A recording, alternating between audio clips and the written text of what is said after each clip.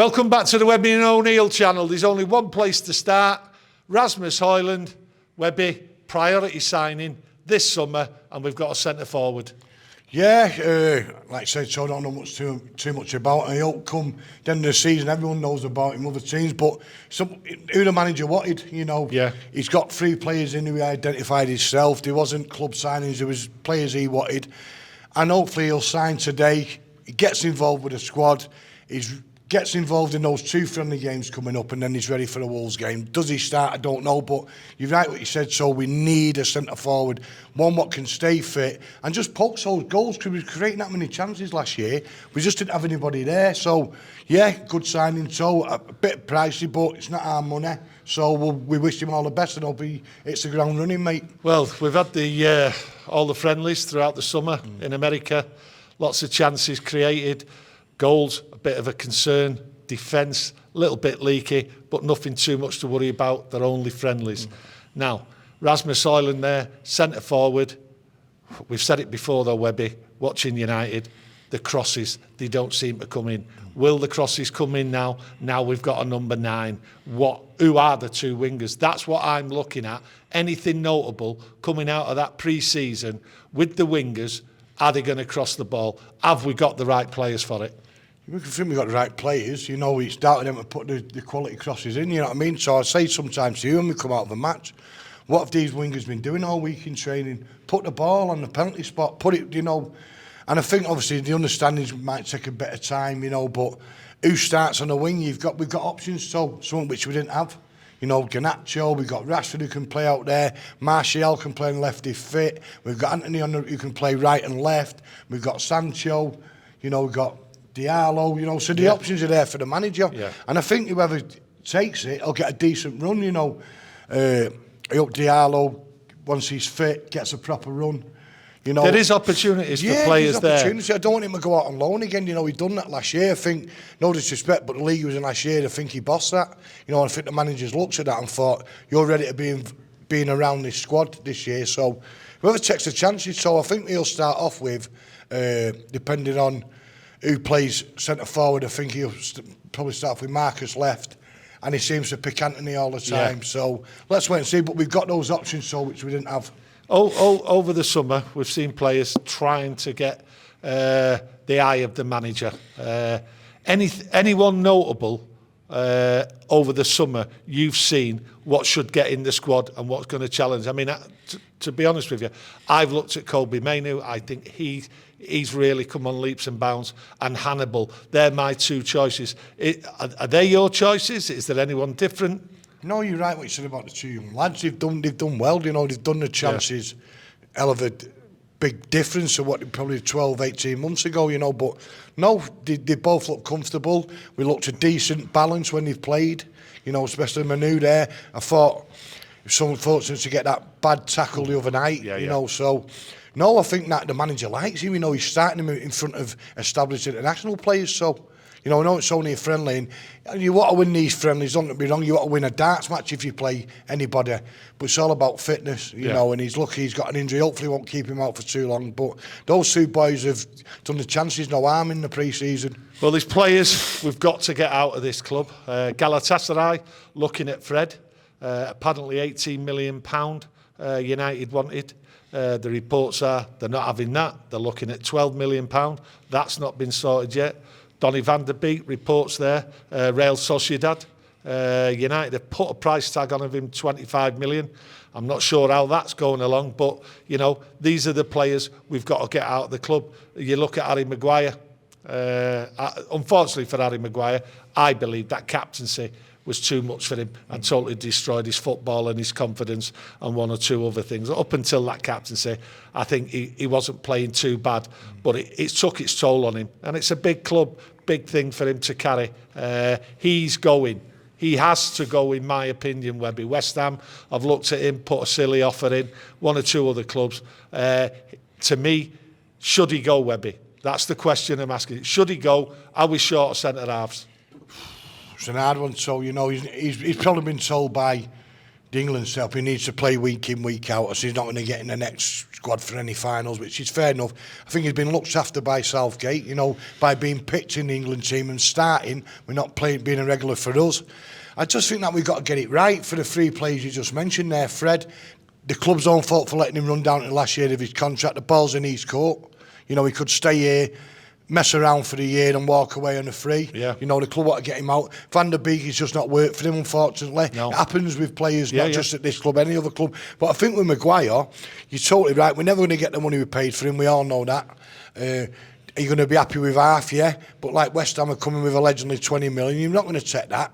You know, I think he'll end up going out on loan for the season. I might be wrong. You know, maybe in the Premiership, no, but he has got to play week in, week out because Southgate trusts him. You know, in that five, in the three at the back with the five, it looks great. It'd look great here if we played a three at the back, but we don't. The manager wants a back four, and he's just not the first choice. So, yeah, you're right about the captaincy. Was the club too big for him? You're probably right. So, you know, and it's no disrespect with his captains in Leicester and people like Hull. You know, it's not even a part on what Manchester United are. No. But you're right. He started off well, and it's just gone. And he just seemed to be any incident.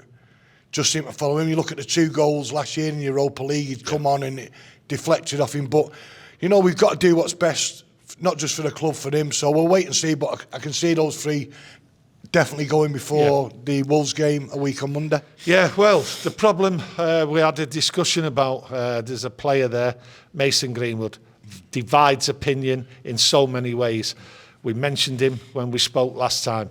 Now, what's surprising, the news I've seen come out a few days ago, we didn't speak on it, but we're here now, is Simon Stone reported that United, before the season starts, will make an announcement on Mason Greenwood, his future. Well, I find that a bit worrying, really, because the problem Simon Stone coming out, that is the questions to Erik ten Hag. The timing of it seems very strange to me, Webby. I thought United, he has connections inside United. For him to come out with that, very, very strange, I thought. Yeah, you was hoping it was done months ago. Yeah. You know, not just before the season starts. True. It's another thing to jump onto the circus here with a takeover. Yeah. Just something what the club doesn't need, you know. Inside those offices over there, the decision's been made already. Yeah. We'll be last to know, which we always are, which is fair enough. You know, we're the fans who pay your wages, but we're the last to know. He's a great player. We know that. You know, I said before, he's probably the best natural finisher I've seen in the Premier League since, say, Robbie Fowler. Right foot, left foot, header. Great player to build a team around. But he's done stupid things. We all do stupid things. But I think the club have made a decision. Me personally, I don't know. I'm still 50-50 to what he play for the club again. Does he go out on loan? Does he get sacked? I don't know, but we will know in a few days, hopefully, and we can put this to bed. He either comes back in the squad, but what's got me so all this time he's remained with his squad number. You know, you look at the kid at City who got found not guilty. They bombed him out of the club, they sacked him. Got found not guilty, now he's got another club. They paid 50 million for him. Decent fullback when he was fit. So the club made a decision, but one thing I think personally is our owners will not let an £100 million asset go for nothing. You know, they love the Bugs Bunny. They've proved that all along. They're only in it for the money. So are they going to let a player go who's well worth over 100 million on his day in today's prices? We'll just have to wait and see. So, but you see, with the Adidas sponsor, you're thinking, what's all that about? That's come out. Have they made a decision that they don't want him to wear the training gear? I don't know. So my mind's still up in the air about it. So let's wait and see. With it coming out now with Simon Stone, I find it very strange. At the start of the season, United are going to announce it. It puts pressure on Erik ten Hag to comment on it. So whatever comes out, I thought if it should have been done, it should have been done earlier in the summer when they were away. For it to come out now, if it comes out now, I think it's a big problem for United going ahead because Mason Greenwood is not fit. So you and I, best options, to me, is a loan move. That's what needs to be done, a loan move or selling. Me personally, I don't think he should be here at this club when it's sorted out. one way or the other, I think he should leave. I think for the stature of Man United, who it is, with the generations of people and everything supporting United, what they stand for and everything, I think it's too much of a burden in many ways for Manchester United to keep him. I think the option really should be for Mason Greenwood, Man United, to move him on and deal with it as quickly as possible. And to be honest with you, I think when they make that announcement, I think that's what they'll do. Yeah, that's my opinion. Yeah. We all have different opinions. You have yours out there, but that's how I see it from the point of Manchester United regarding Mason Greenwood. Fabulous footballer and everything, but the problem is it's a never-ending story and a saga, and it's something we don't need here at Manchester United, and I'm sure the team, the club and Erik ten Hag do not need it, because it is just one ongoing saga. The regards of who's right and who's wrong is immaterial to me. It's what's best for Manchester United. No, you're spot on. This decision should have been made at the end of the season. Yeah. 2 days after we played Fulham here. Yeah. And just got it done, got it out of the way. Because you know what will happen? If United don't start scoring goals and they get rid of Greenwood, Yes. and the new kid don't start in goals, then the manager's going to get all the right, flat. yeah. Why don't you keep Greenwood? You know Correct. he can score goals. So, you know, and it's pressure we don't want on the manager. No, that's right. But it is going to come because of who we are, because we're Manchester United Football Club. But let's wait and see. That's Let's right. say the decision's been made inside the club. We'll all find out. And like you're saying, so it's split opinions, you know. Yeah. You think something, I think something, Kieran thinks something, the man who lives down the road thinks something. Yeah. People's going to have different opinions on. We all we do know he's a great football player. But silly boy. But there you go. That's life. Listen, hope you enjoyed the video. Smash the likes, get your comments in, and press that notification button.